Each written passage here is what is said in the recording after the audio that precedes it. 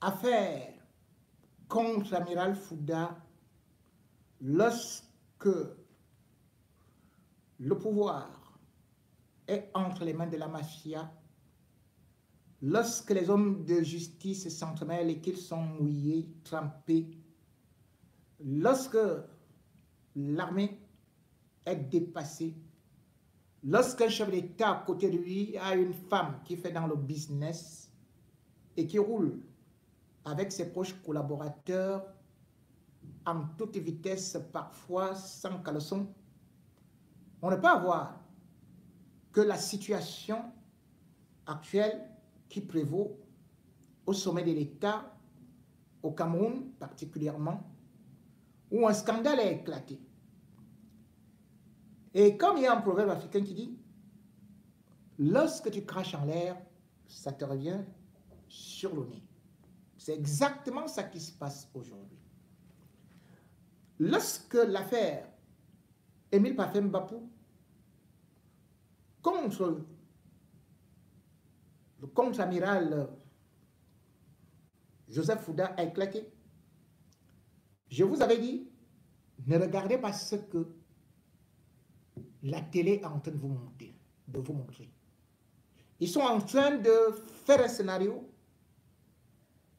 de pouvoir laver l'image du contre-amiral Fouda et montrer qu'il n'est pas concerné et que c'est des simples mafieux experts en chantage qui ont utilisé clandestinement, illégalement son nom pour des détournements, pour le chantage, pour aussi commettre d'autres impairs. Et je veux te dire que j'allais être encore beaucoup plus clair, beaucoup plus poignant, et avec des informations claires, précises. Aujourd'hui, les Camerounais découvrent, dans un total étonnement, que les gens qu'on nous a présentés comme du grand banditisme, comme des trafiquants d'armes, comme des gens experts dans la fabrication de la fausse monnaie, comme des gens ayant usurpé l'identité du plus proche collaborateur du chef de l'État,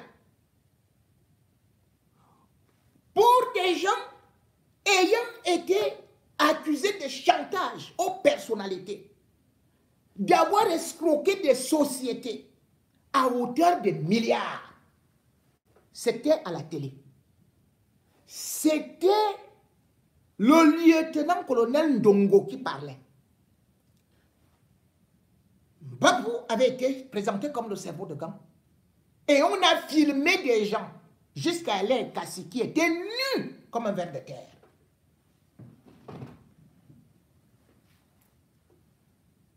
Comment peut-on comprendre que moins de 10 jours après, tout le gang soit libéré sur haute instruction? Vous pouvez comprendre ça?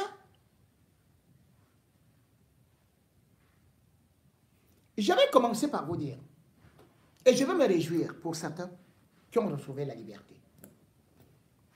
Je vous avais dit, lorsqu'ils ont présenté Dr Ngobo Olive comme étant celle-là qui sort des renseignements au niveau de la présidence de la République, je vous avais dit, tout est faux. Et je vous avais dit, c'est Marion qui est avec Ngongo. On avait fait comprendre que elle était dans la tentative d'escroquerie de 10 milliards vis-à-vis de Ngakam. Mais par contre, plus tard, on est parti arrêter la nièce de Chantal Biya qui est au secrétariat général à la présidence de la République. Judith Marion Nyanjong. À partir de cet instant, ils se sont mis l'œil dans le doigt parce qu'ils étaient dans l'obligation de l'arrêter dans la mesure où je savais déjà et je leur avais dit, je vais dire tout ce que vous avez fait avec elle et comment vous l'avez libérée. Et c'est comme ça qu'on l'a rappelé. Mais sauf que maintenant, quand on l'arrête, on l'envoie à Kondengui. Et c'est là où Chantal Biya, qui n'était pas au courant, ni Ngongo, ni le DSP adjoint. Ce n'est qu'après, quand elle voit qu'elle doit aller à Kondengui, qu'elle commence à envoyer les messages au DSP qui est avec Biya, qui lui dit, je suis avec le président, je renvoie, je vais te rappeler après. Pendant ce temps, elle était déjà partie à Kondengui. Ngongo est dans la panique. Chantal Biya est mise au courant. Et Chantal Biya pique une colère terrible au point de jurer que dès qu'elle est à Yaoundé, non seulement elle va enlever son string, mettre ça sur la tête des ministres. Elle va prendre son soutien-gorge, attacher les gorges des gens. Elle va prendre son talon et va creuser leur crâne avec. Elle est intenable. Mais envoie donc un autre enquêteur à Kondengui s'assurer de ce qui se passe. D'autant plus que il était déjà prévu qu'il fallait rapidement la libérer. Ayant dénoncé, parce qu'au départ, on voulait seulement la libérer et laisser une femme qui allait jouer son rôle et qui pourtant, j'avais dit, n'a fait que dénoncer. Quand elle a eu des documents, à Olezwa, dans son bureau, elle n'était d'ailleurs pas là, c'est un anonyme, c'est comme nous journalistes. Il y a des gens qui nous envoient des documents. Mais ce n'est pas pour cela qu'on va nous condamner. Et de sur quoi elle avait pris ces documents après avoir attendu celui qui est cité nommément dans ces documents, qui est d'ailleurs elle n'a jamais vu, puisqu'elle avait plutôt appelé quelqu'un qui fut au cadre aussi au niveau d'Afriland First Bank et qui se trouve être le neveu de ce monsieur Ngakam, qui lui avait dit, bon, écoute, on va venir te voir et on va s'expliquer par rapport aux documents. Ne l'ayant pas vu, normal, elle a envoyé chez le ministre Laurent Esso. Qu'est-ce qu'il y avait dans les documents? Ils savent que c'est là où il y a de la panique, parce que ça se trouve entre les mains de Laurent Esso. Ayant donc tenté cette libération qui n'a pas marché, cette fois-ci, ils sont passés à une autre vitesse supérieure lorsque il a dit arrêter le théâtre.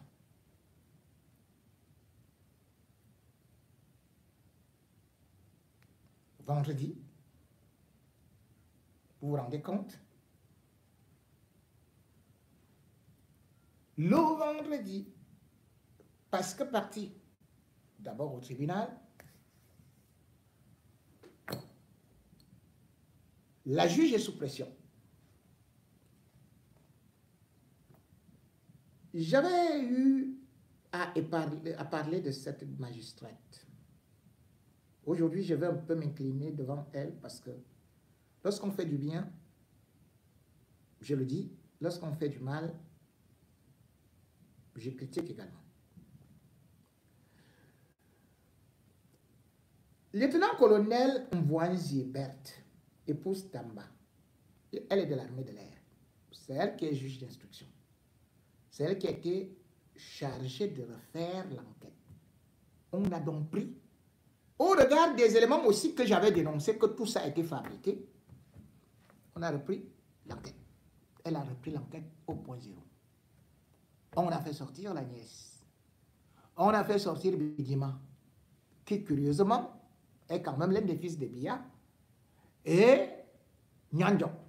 On ne pouvait pas laisser, bien évidemment, docteur Olive Ngobo, qui, faut-il le dire, n'était pas dans ce réseau. Elle était au ministère des Forces armées, où d'ailleurs les hauts gradés, chacun était bien content de pouvoir l'arrêter.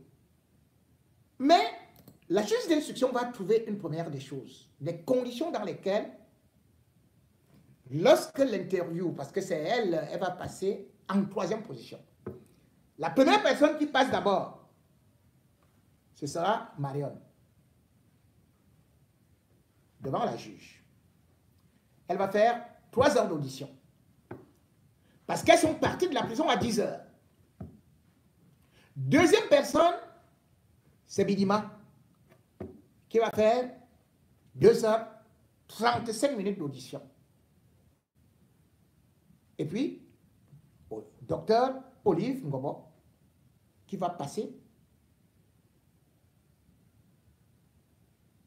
3 heures et peut-être 5 minutes d'audition. Puisque les auditions sont finies vers minuit.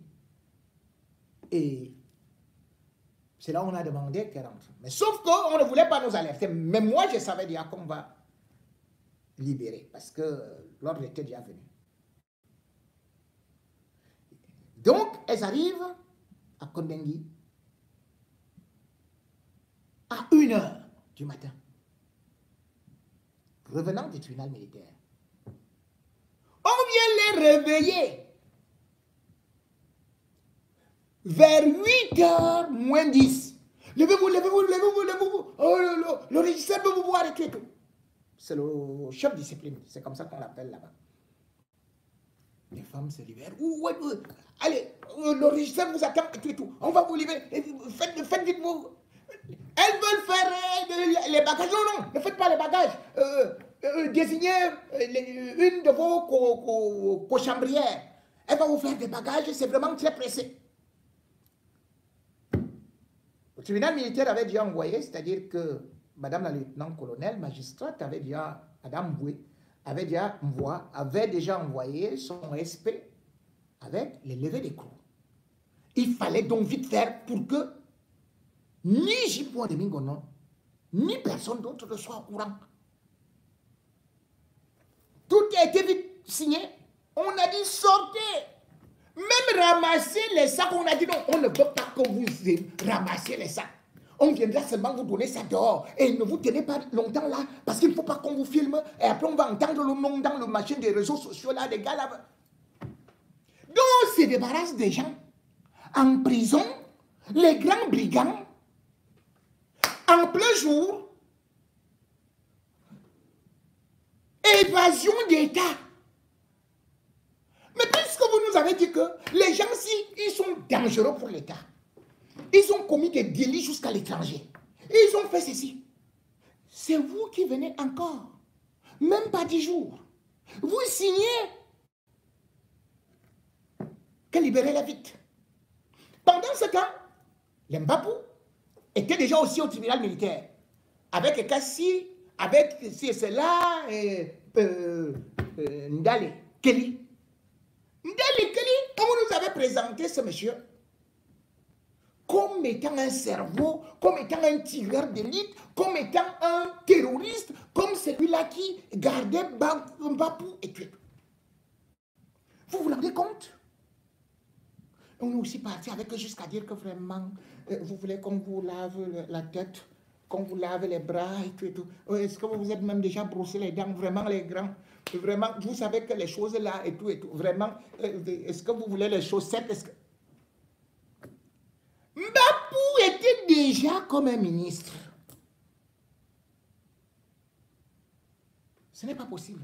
Vous nous avez dit que voilà l'escroc le plus dangereux au monde. Le plus grand frappeur.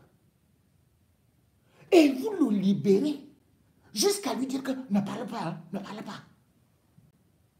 Vous dites aux gens de s'enfuir calmement de la prison.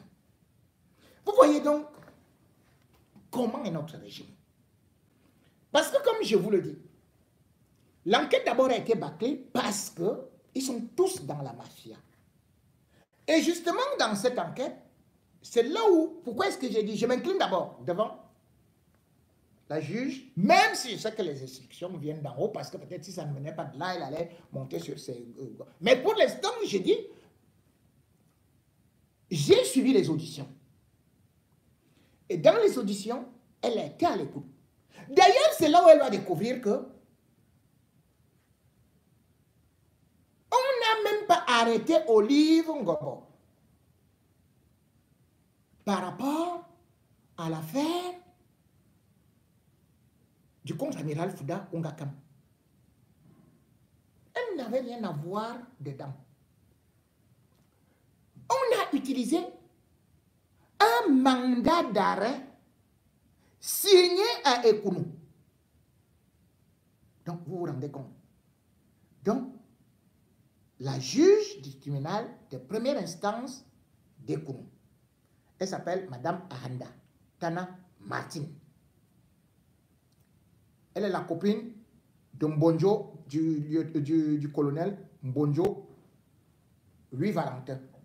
Mbonjo Louis Valentin a traité avec Dr Ngobo. Voilà un colonel, hein, il fait l'usure.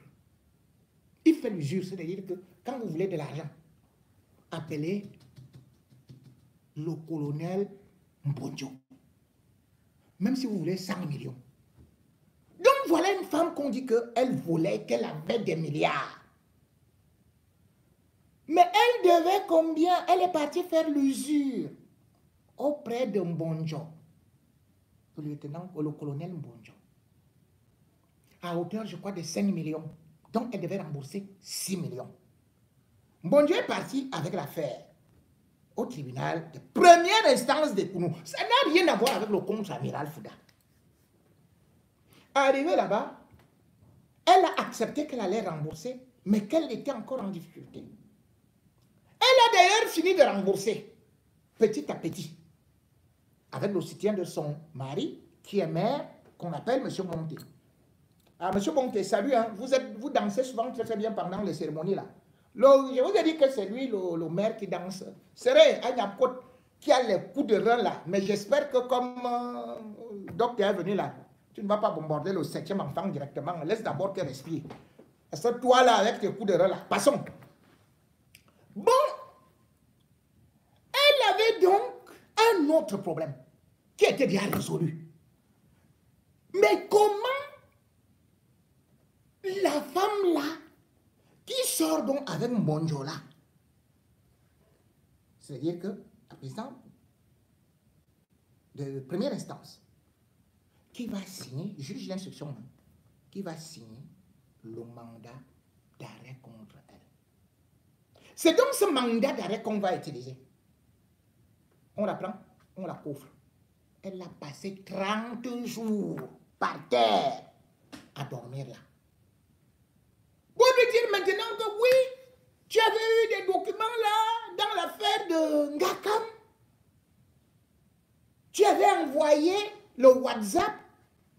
Tu avais envoyé un message WhatsApp à un neveu ou bien à un outil de Ngakam que tu avais des documents. Elle dit, mais j'ai déposé des documents auprès du ministère de la Justice.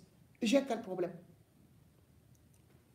On transforme l'histoire, elle devient chef de gang de 10 milliards. Sans même regarder que le mandat d'arrêt avec lequel on la prend, c'est pour une affaire de 5 millions qu'elle devait payer 6 millions et qu'elle a fini par rembourser. Vous prenez un mandat d'arrêt autre, Ndongo, qu'elle a enseigné. Ndongo qu'elle a aidé. Ndongo se met à se venger. Ndongo s'est dit, de toutes les façons, il faut sacrifier pourvu qu'on montre que le boss et tout, il est très très bon. C'est-à-dire que le contre-amiral Fouda. La réalité est quoi? Pourquoi ça coince? Ça coince parce que, première des choses, l'affaire de l'escroquerie contre Ngakam, qui est un bandit qu'il faut arrêter, démarre par une juge d'instruction qui elle-même est alors considérée comme vrai chef de gang. Elle s'appelle Madame Wang. Madame Wang a peut-être assez bien travaillé dans l'affaire Martinez-Zogo parce que, bon, elle a placé Savon. Reste à savoir maintenant si, mais Savon ne peut pas dire qu'il est complètement innocent. Je sais pourquoi je le dis. Madame Guang est celle qui monte cette affaire. C'est-à-dire que lorsque Ngakam est découvert comme un homme faisant dans le blanchiment et dans ce sous-marché tout, qui sort beaucoup d'argent au niveau d'Afriland First Bank, son affaire se retrouve au niveau du groupement. Et le colonel Outourou va utiliser Jean Ekassi, qui, dans l'assassinat de Martinez Zogo, jouait le rôle de son garde du corps. Ngakam va d'abord, pour étouffer l'affaire, proposer 15 millions, ce que Outourou va refuser. Il va augmenter jusqu'à 25 millions. Mais, devant Ekassi, il remet d'abord 2 millions. Et Kassi doit partir, prendre 23 millions chez Jean Ngakam, qu'il va remettre au colonel Outourou. Voilà pourquoi l'affaire est compliquée.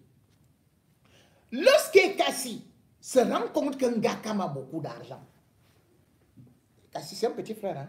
Je le connais très bien, il me connaît aussi. Hein? Et Kassi, tu sais très bien que ce qu'il dit c'est la vérité, mais voilà ce qui va se passer. Et Kassi connaît Madame Guang.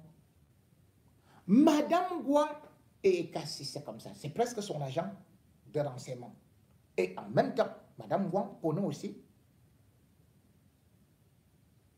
Kelly Ndale. Elle travaille avec eux.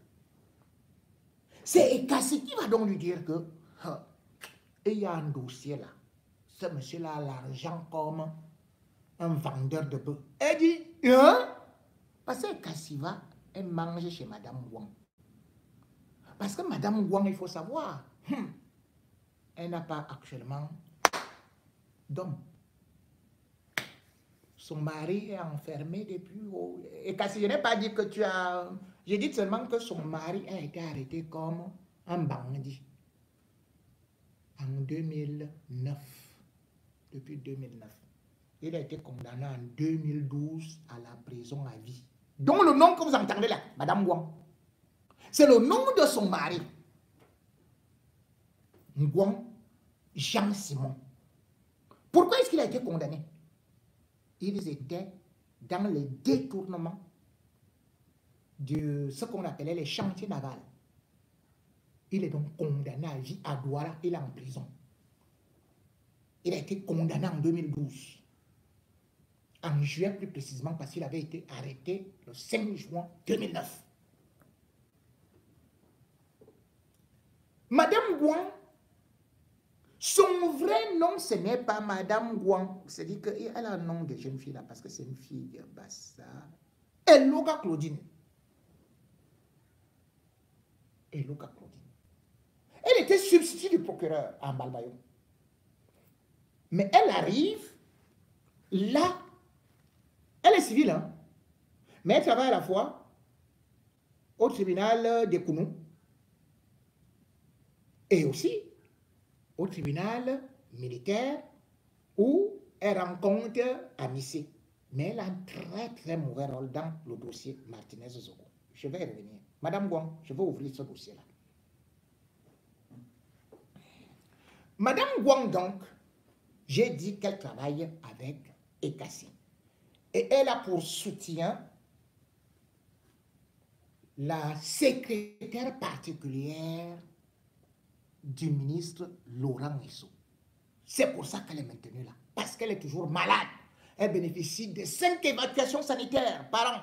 Et d'ailleurs, elle a été logée là-bas à Hippodrome, dans une maison digne des secrétaires d'État ou des ministres. Et elle est la voisine de Zogo, du professeur Zogo. Sauf qu'il est moins logé qu'elle est et tout. Ça, c'est une parenthèse. Pour vous dire comment la libération arrive et qui est impliqué. Quand Ekassi lui dit qu'il y a beaucoup de combos, elle court donc voir un autre combiste qu'on appelle Serlan Belinga, le commissaire du gouvernement. Elle lui dit, voici un dossier pour le blanchiment d'argent. Elle a beaucoup d'argent. Donc, il faut que nous-mêmes on mange dedans. Belinga Serlan, c'est qu'il est un peu cerné avec l'histoire de Martinez Zonga, il guette ça et tout et tout. Il dit, bon, comme c'est toi qui m'as apporté le dossier, je te le coche parce que, je te le code parce que il se rend compte que c'est une patate chaude. Et il y a des gros noms qui sont dedans. Elle donne donc ça à Madame Wang. Madame Wang va donc avec Ekassi. Je dis bien que c'est l'homme d'Ekassi. C'est donc en réalité Madame Wang qui est la première personne à commencer à faire du chantage en Ngakam. D'où Ngakam, parce qu'on va utiliser une fausse note de renseignement en disant que cette note de renseignement vient d'Atangandji, à la présidence de la République. Et cette note de renseignement, bien évidemment, est aussi appuyée par la nièce de Chantal Biya. Et c'est cette note de renseignement qui parle donc de trafic d'armes.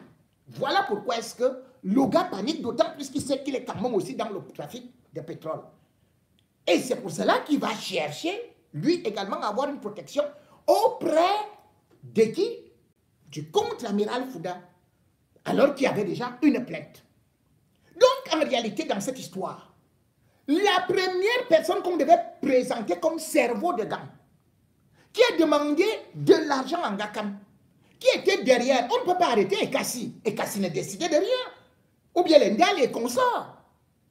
La première personne, c'est le substitut du procureur du gouvernement, c'est-à-dire Madame Wang. C'est elle qui était le cerveau. Et elle connaissait bien évidemment aussi tout ce que Fouda, le contre-amiral, fait avec tel ou tel. Et le contre-amiral Fouda, lui, il s'était déjà aussi débarrassé du colonel Adissi. Parce que Adissi ne voulait pas marcher comme lui, faire des rapports comme lui. Il avait envoyé vers Borova. Donc tout ce qui a tourné, c'est là. Voilà pourquoi est-ce que, pour réparer, comme il y a la honte, parce qu'on ne peut pas envoyer le substitut du procureur de la République, c'est-à-dire le commissaire du gouvernement, qui est dans l'affaire Martinez Zoko, en prison. Voilà pourquoi est-ce que on redonne l'enquête à l'autre femme-là, à la demande de Biya, pourvu que on sache aussi comment faire pour enlever l'autre dame.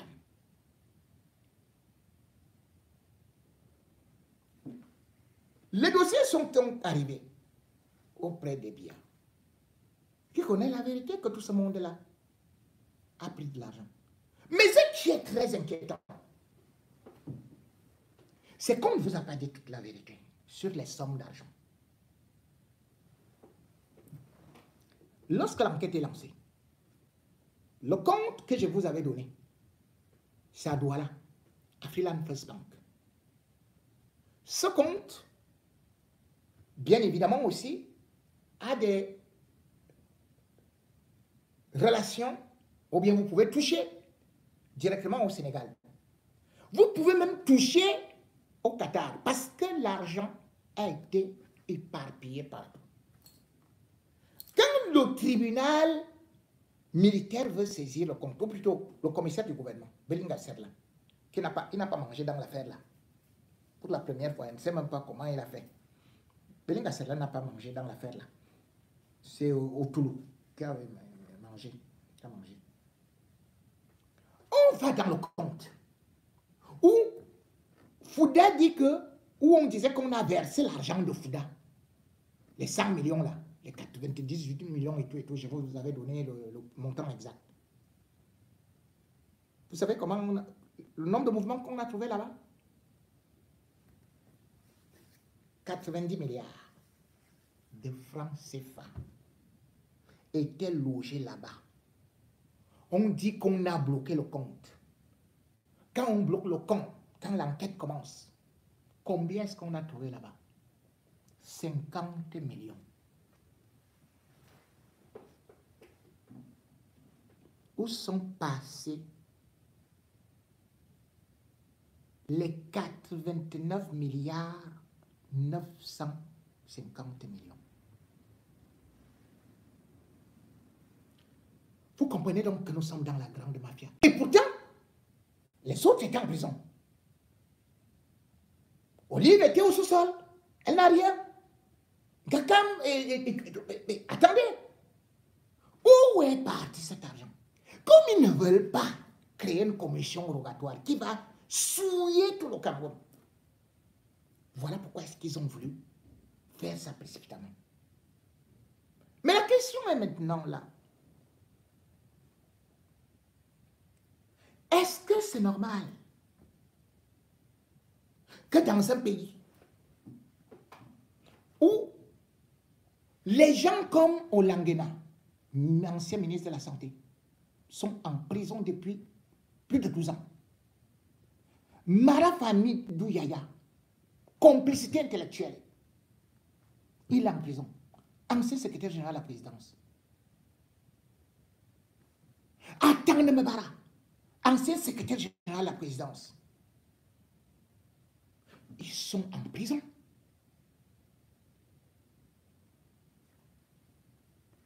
Et curieusement, pour des fallacieux prétextes et pour les détournements de 25 millions, 50 millions, 250 millions. On nous parle des milliards. Et c'est là où Biya intervient, c'est là où la première dame intervient.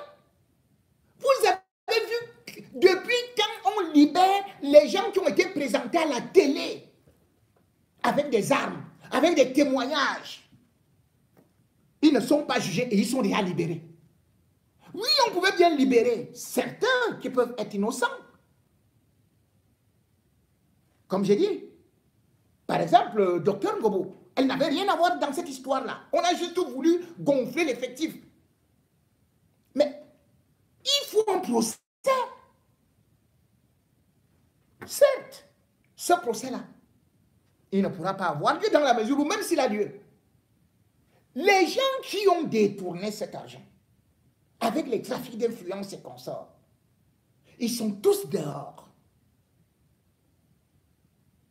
Et ceci ne date pas d'aujourd'hui. Mbapou,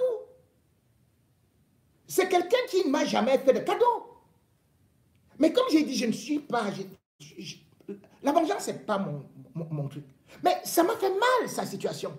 Vous vous rendez compte? Mbapou, même si on dit qu'il a de l'argent, qu'il a ceci, qu'il a cela, mais je regarde sa santé. Est-ce que vous savez que en prison, les sondes de Mbapou se sont infectées? Oui, il a les sondes. Je dis ça parce que ça ne doit plus être un secret. Parce que là, il est malade. Je ne sais pas ce qui lui est arrivé là-bas.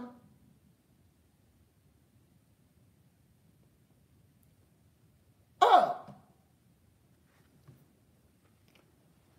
monsieur le contre-amiral Fouda, j'ai dit, si vous libérez tout le monde, je vais classer certains de vos dossiers. Vous avez travaillé avec Mbapou. Biya le sait, tout le monde le sait. Bon.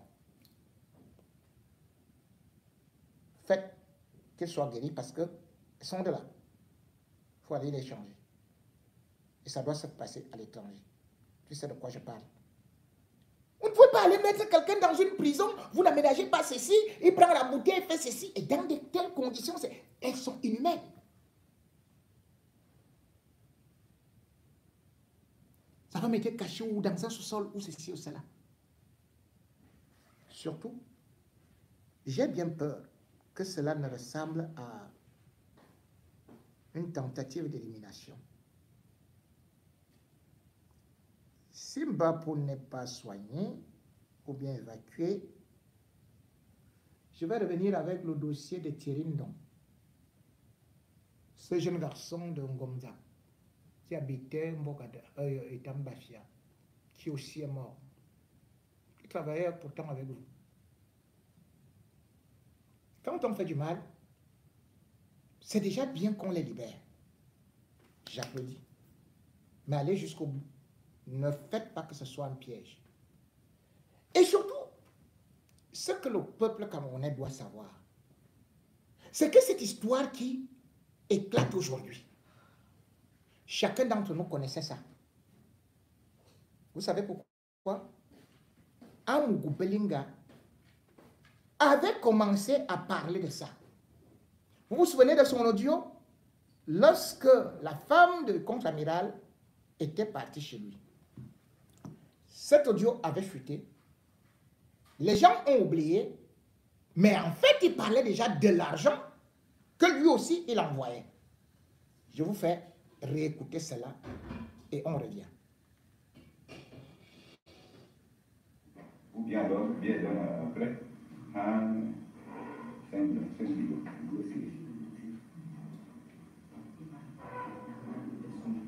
il m'a payé, il a non,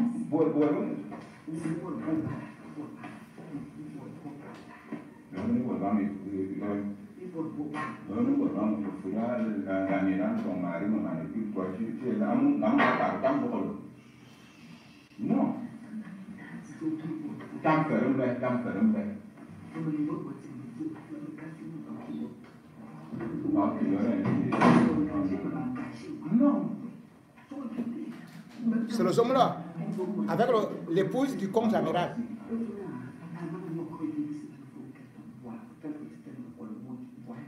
Mais je suis homme-là.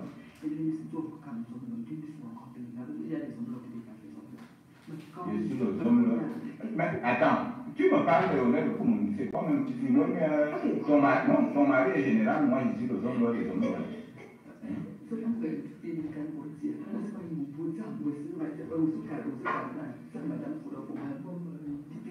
Quand tu vois ton mari envoie prendre les militaires, mais je suis en parle chef. Vous savez, oui. Mais je suis chez moi, je parle comme je veux, oui, je m'en pour l'instant.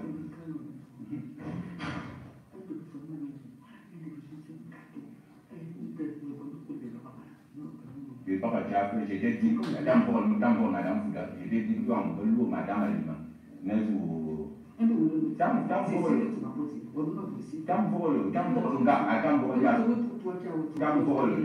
monsieur Fouda, je ne l'ai jamais salué dans ma vie, alors qu'on est même village. Je ne l'ai jamais, le compte en village, je ne l'ai jamais salué dans la vie. Et on disait au moment où mon numéro fixe où est le bureau, j'ai appelé la fait dans la vie. Non, moi le numéro. Non, quand le numéro va arriver, c'était 222, quelque chose et tout. Voilà. Madame Yang, Madame Alima, Madame Toromio. Vous savez que je suis malade. Et les gens là ont failli me tuer, ils t'ont mal, ils me mettaient dedans. Bon, c'est Marie alors. Mais vous avez dit à ma femme, ce n'est pas moi. Quand je cherche mon argent, elle est là dans ses champs. Oui. J'accepte mon épaule jusqu'à la mort, c'est-à-dire que je le soutiens. Bon, tout ce que je donne à Bancomo là, à quoi ma famille, tout le monde, est-ce que tu as même vu un coup une femme honnête? Est-ce que bon, ton mari, M. Fouda, dit un jour que oui, un mot merci.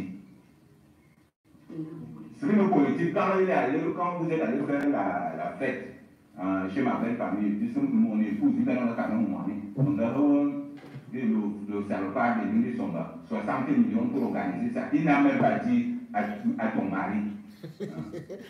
Elle lui dit c'est le ministre des Mines. Là, je sais plus, voilà notre clown que je ne connais pas. Il dit 60 millions. Bon, l'autre jour, c'est une femme. Attends un peu. Écoutez. C'est une dame. Je sais qu'on appelle même au Bakaria, ou la femme, non, ça fait tout non. Je parce que je ne suis pas dans le récit et je suis énervé parce que ce que nous avons vu. C'est votre mari, Barindra, enlève les policiers chez moi. Non, madame Alima, je crois que. Moi, au soir, est-ce que j'étais obligé d'appeler les gens emmenés avec des maquettes et tout ça? Maintenant, le policier dans la banque, j'ai des contrats, pas pour avec votre mari, mais j'ai des contrats avec Barindra qu'on paye chaque mois. Si je porte le moi dire oui, il a mis des sous. Il a mis la 5 personnes au Cameroun qui est. Je vais te dire. même par le communiqué de ton mari. Attends, je vais te dire quelque chose. J'ai même décidé de plus manquer un bon patriarche, sinon j'allais tout vendre.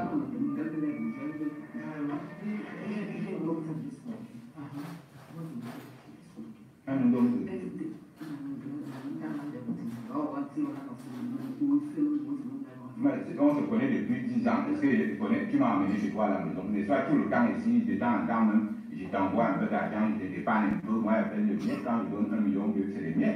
Est-ce que je connais ta maison, Madame Fouda? Même village. Non, je pose une question pertinente. Aujourd'hui c'est quel jour? Aujourd'hui c'est quel jour? Un homme auquel gagne. Attends, Madame Adima, un homme aujourd'hui, 8 heures quoi? 8 juillet. Voilà, aujourd'hui le 8 juillet, quand tu y en as, Madame. Mais pourquoi vous me sollicitez seulement pour donner l'argent? En campagne, on m'a fait le pick-up, on m'a beauté, tout ce que je donne là, je le fais pour le chef d'État.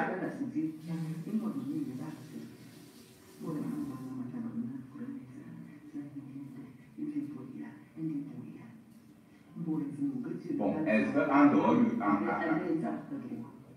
Bon, quand tu es venu...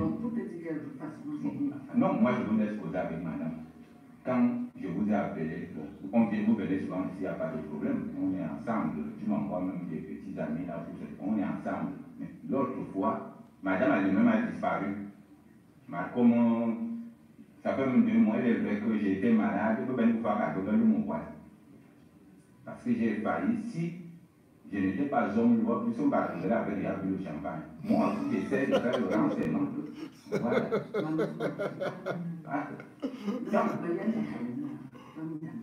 Moi je vous laisse, je pars, madame Fouda, je vous laisse, je pars. J'ai même des pertes de mémoire. Je vous dis, hier, le président Touadéra m'a appelé parce que j'étais perdu. Ou bien il n'a pas pris le téléphone. Si j'avais mon contact avec Paul Biya, moi mais je ne me plains jamais de nos frères. Je me plains jamais, comme je te dis là, quand je finance tout, je n'écris même rarement, j'écris même ça dans les médias. En banque, à campagne, non seulement nous qui sommes tous, mais aussi combien de 20 de millions, nous avons fait même 10 ou 15 millions. Madame le maire de l'école, peut-être 35 millions parce que madame Jean, c'est une femme sérieuse. Appelons-nous, elle est ici tous les jours. C'est notre sœur, mais je ne connais pas sa maison. Mais comme elle n'a ni chaussures ni rien. Oh, c'est elle qui a fait même que mon épouse, quand elle était mère, nous avons couvert au comité central. La seule personne que moi j'ai vue sérieux au Cameroun, bon, je ne connais pas Paul, parce qu'en Cameroun, mais je sais, c'est Sou qui m'a adopté. Et quand il m'a adopté, vous-même, le ministre ne donne pas 5 francs, mais le seul conseil que Sou m'a donné, et je vais me dire même hier, parce que pour la première fois, j'ai amené toutes mes épouses chez Sou hier, je pleurais comme ce que je n'ai jamais fait. Doit Cameroun reste tranquille. Mais c'est parce que j'ai dit que je vendais tout. Je préfère tout pas. Oui! À l'ISA, on a volé 2-3 fois. À peine dès que ma grand les policiers. Sur contrat. Donc, si était quelqu'un de méchant, j'allais dire tout ça. C'est désagréable. Bon. Vous savez, si on se lance dans les délires de Zomlo, ça ne va pas s'arrêter. Mais il y a un message. Là, il reçoit Madame Fouda. Et Madame Fouda, Zomlo lui dit, j'ai déjà envoyé de l'argent à ton mari, y compris même quand son fils est mort.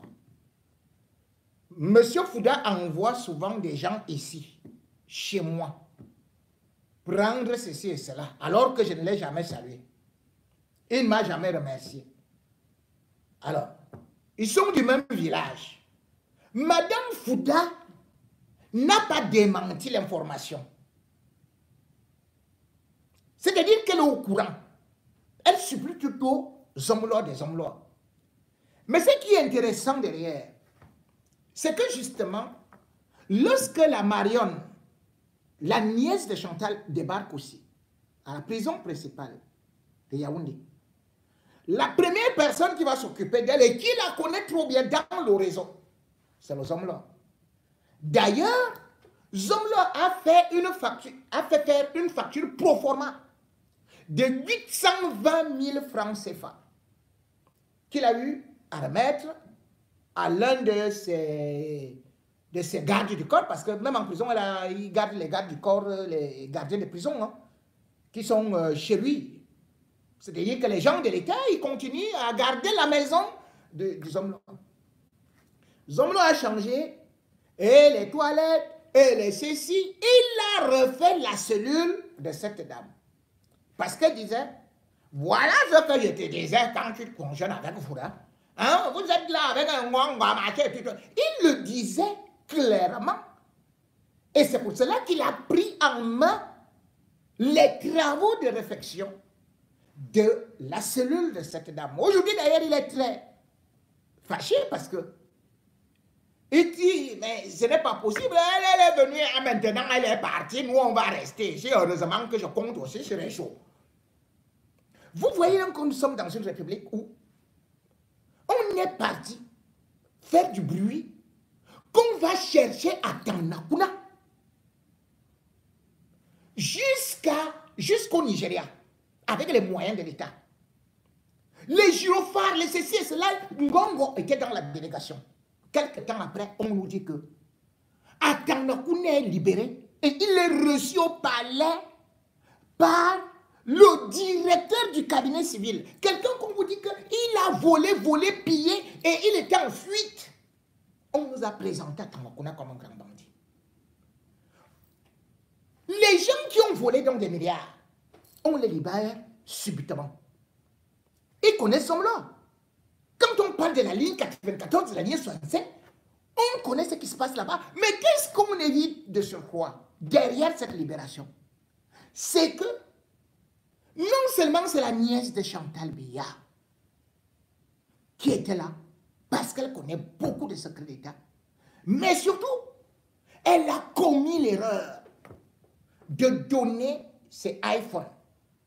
Parce que quand on l'appelle pour aller au tribunal militaire, contrairement à Zomlo qui avait jeté ses téléphones, elle est là avec ses téléphones.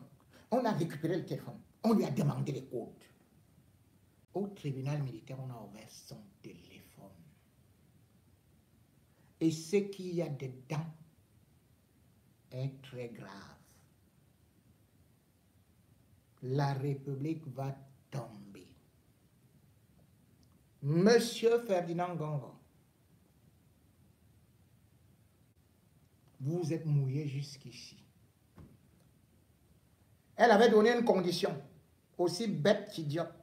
Quand on a récupéré des portables et qu'elle a donné le code, elle a dit, j'ai des conversations privées avec la première dame et le secrétaire général. Nous avons découvert beaucoup de choses dont moi-même je suis déjà au courant. Et que vous serez également au courant. On a aussi vu des pratiques sataniques. Ngongo.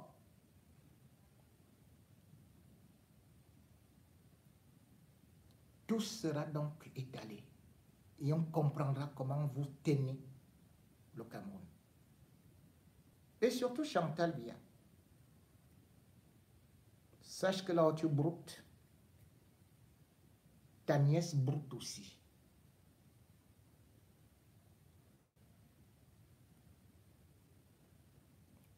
Le scandale Bapou contre Amiral Fouda ne s'arrête pas là. C'est tout l'État qui est mouillé. Les téléphones ont parlé. Des têtes vont tomber.